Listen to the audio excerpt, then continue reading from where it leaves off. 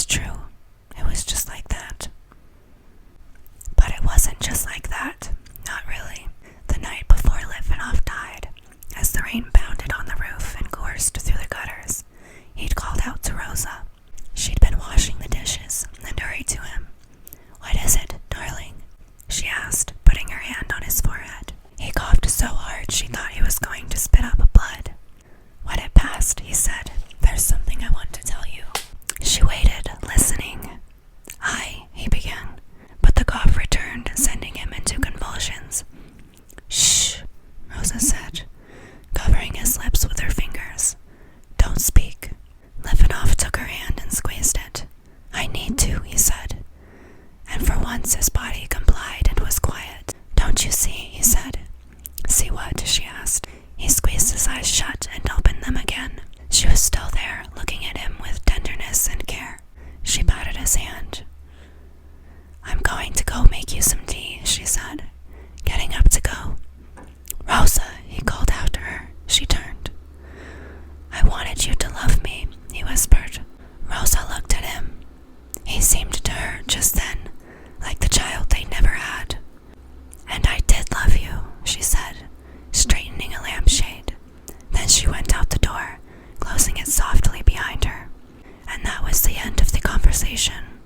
It would be convenient to imagine that those were Litvinov's last words, but they weren't. Later that night, he and Rosa talked about the rain and Rosa's nephew, and whether or not she should buy a new toaster, since the old one had already caught fire twice. But there was no more mention of the history of love, or its author. Years before, when the history of love had been accepted by a small publishing house in Santiago, the editor had made a few suggestions, and, wanting to be agreeable, Litvinov tried to make the requested changes. Sometimes he could even almost convince himself that what he was doing wasn't terrible. Gursky was dead. At least the book would finally be published and read. Wasn't that something? To this rhetorical question, his conscience answered with a cold shoulder. Desperate, not knowing what else to do, that night he also made one change the editor hadn't asked for. Locking the door to his study, he reached into his breast pocket and unfolded the piece of paper he had been carrying around with him for years. He took a fresh sheet of paper out of his desk drawer. At the top he wrote, Chapter 39, The Death of Leopold Gursky. Then he copied the page word for word and, to the best of his ability, translated it into Spanish. When his editor received the manuscript, he wrote back to Litvinov. "What were you thinking when you added the new last chapter? I'm going to strike it. It has nothing to do with anything." It was low tide, and Litvinov looked up from the letter and watched the seagulls fight for something they'd found on the rocks. "If you do," he wrote back, "I'll pull the book." A day of silence. "For God's sake," came the editor's reply. "Don't be so sensitive." Litvinov took his pen out of his pocket. "It's not up for discussion," he wrote back, which is why, when the rain at last ceased the next morning, and Litvinov died quietly in his bed bathed in sunlight, he didn't take his secret with him, or not entirely. All anyone had to do was turn to the last page, and there they would find, spelled out in black and white, the name of the true author of the history of love. Among the two, it was Rosa who was better at keeping secrets. For example, she never told anyone about the time she had seen her mother kissing the Portuguese ambassador at a garden party thrown by her uncle, or the time she had seen the maid drop a gold chain belonging to her sister into the pocket of her apron, or that her cousin Alfonso, who was extremely popular among the girls because of his green eyes and full lips, preferred boys, or that her father suffered from headaches that made him cry. So it may not be surprising that she also never told anyone about the letter addressed to Litvinov that had arrived a few months after the publication of the history of love. It was postmarked for America, and Rosa had figured out it was a belated rejection letter from one of the publishers in New York. Wishing to shield Litvinov from any hurt, she slipped it into a drawer and forgot about it. Some months later, looking for an address, she found it again and opened it. To her surprise, it was in Yiddish. "Dear Zvi," it began. "So you don't get a heart attack. I'll start by saying it's your old friend Leo Gursky. You're probably surprised that I'm alive, and sometimes I am too.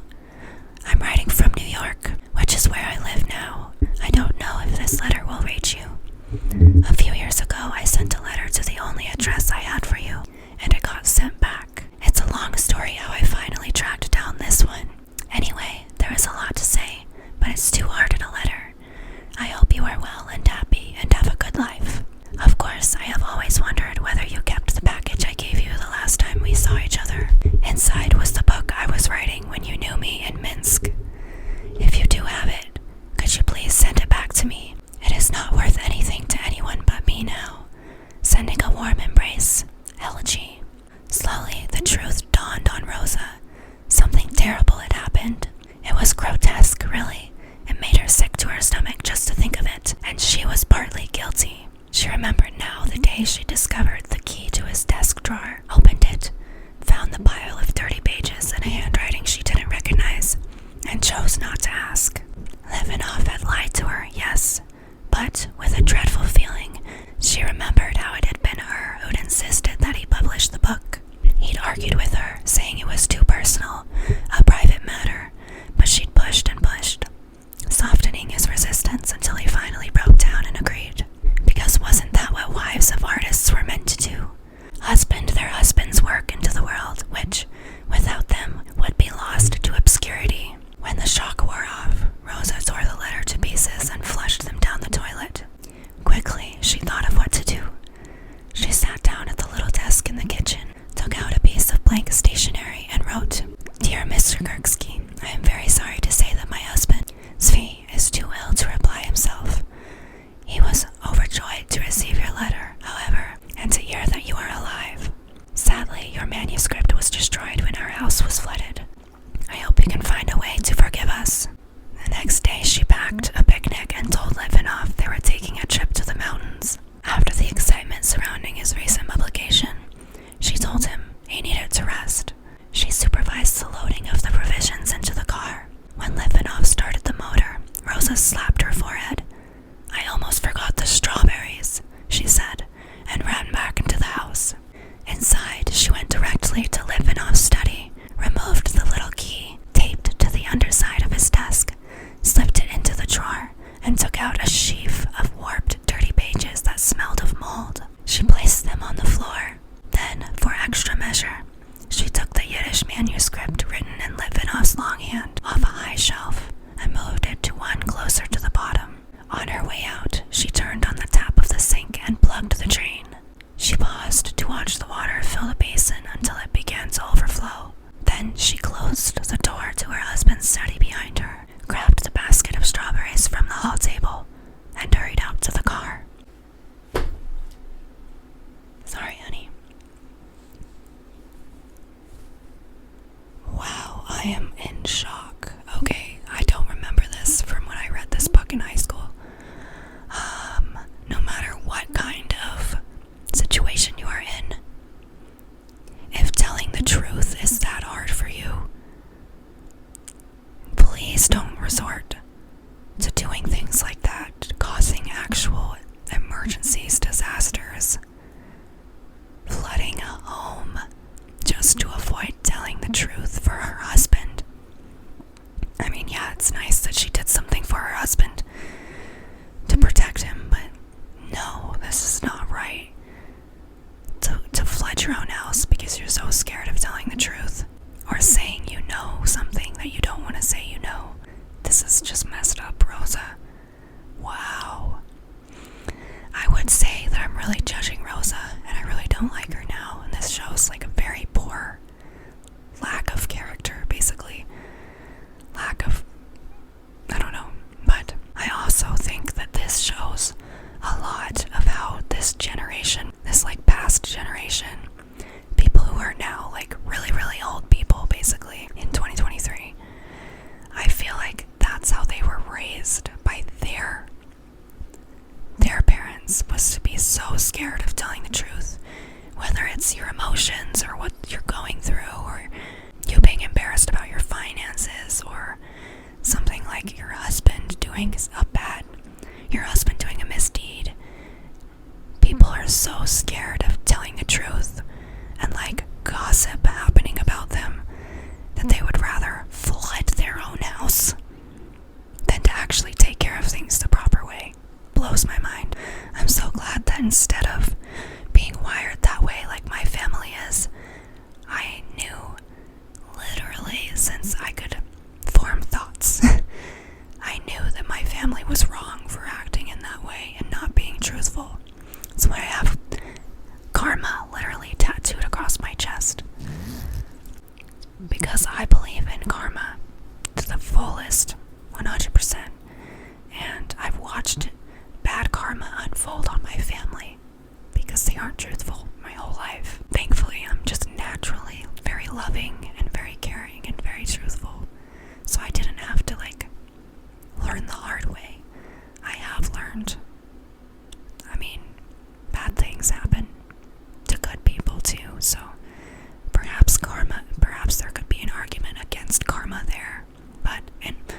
I will also admit to having done bad things, not nearly as bad as some people I've met. It's crazy to me that, like, somebody like Sniper Wolf has such a large following, and she's so popular and, like, partially respected. Obviously not very much anymore, but she was respected for so long and had a large platform and was platformed by YouTube and talked greatly about by YouTube themselves. But she literally was charged with armed robbery within the last 10 years and then became a YouTuber after that. When it's public, it's public.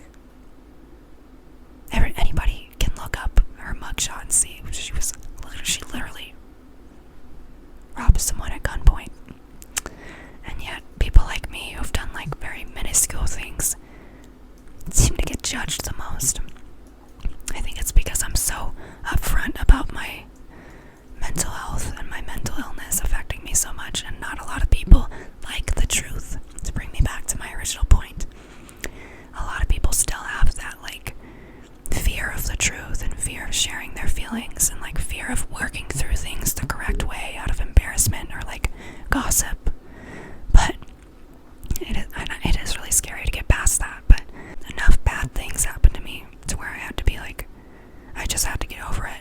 And finally, something like snapped in me to where I stopped caring what other people thought. But it took a lot, and it's not that easy for everybody, and I understand. So, not being too judgy, but also glad that I am so self-aware that I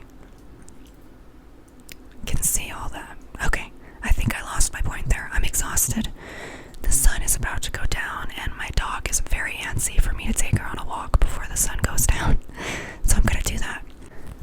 Thank you so much for watching. I already said it in the beginning, but please subscribe to my channel, and if you liked this video and you like my costume, give this video a like. I can't do a thumbs up, but you can see I'm doing a thumbs up kind of, right?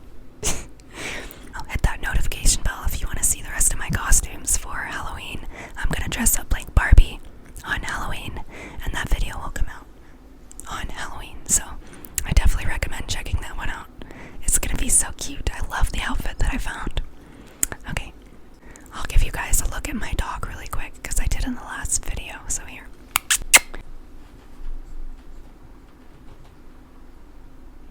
So I'm upset that I have not taken her on a walk yet. Oh. This is Honey Boo Boo. She's still getting used to the mic. She's really scared of it. Yeah, this is just a thing that we talk into, okay? Yeah.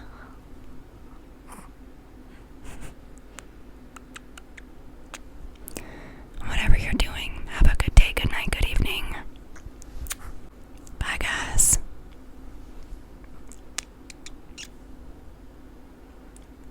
Can you say bye?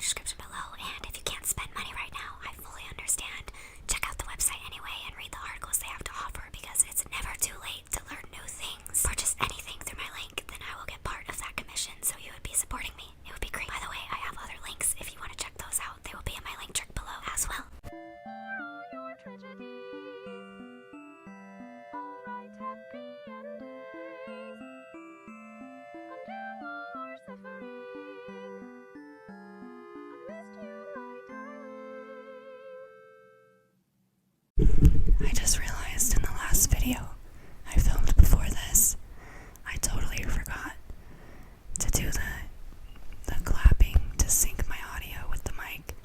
So, good luck to myself figuring that out in editing. Good luck. I mean, by the time I'm editing this video, I have to have figured it out. So, hopefully I figured it out. Sorry if you hear any flies. There's one fly around here that's been bugging me, and I need a fly swatter, but the store hasn't had any, so every time I go, they don't have one. I can see one now. I'm gonna go kill it with my foot because it's on the ground. Oh. Got him. Anyway, yeah, I need to get a fly swatter really bad because I live out in the country, which I love. I don't care. Flies can be flies as long as I get to live away from people. But I definitely want to get something to take care of it, so I'm going to. I just moved, okay? Gosh. Anyway, so yeah, I got this costume. What else? I think that's it. Other than the pillow I was going to show you that I got. Hey there, pumpkin. Okay, 7 minutes. We're good. I'm going to start reading. 7 minutes is a good time to start reading. Okay, that's why I'm dressing in costumes, because it's October, and yeah, it's making me happy to dress up. It's like the first time in my life I've really been able to just be myself, by myself, not worry about having neighbors, having people judging me, I don't know, it's nice. Okay, I'll start reading now. I promise, okay. Oh, it's hard to hold this. So that poem is just about wanting your lover to be safe. Not letting them go until the wind is better. Then you won't worry. Oh gosh, I turned the page before starting the sentence. You try fixing your mic with just pause. That was hard. Hopefully I think this is good, yeah. Not having to bend over as much, okay. So, I wonder if he just thinks Kirksky is dead still. And still hasn't met him in New York, like in the beginning of the book. She's frozen. She's quite literally frozen in fear right now.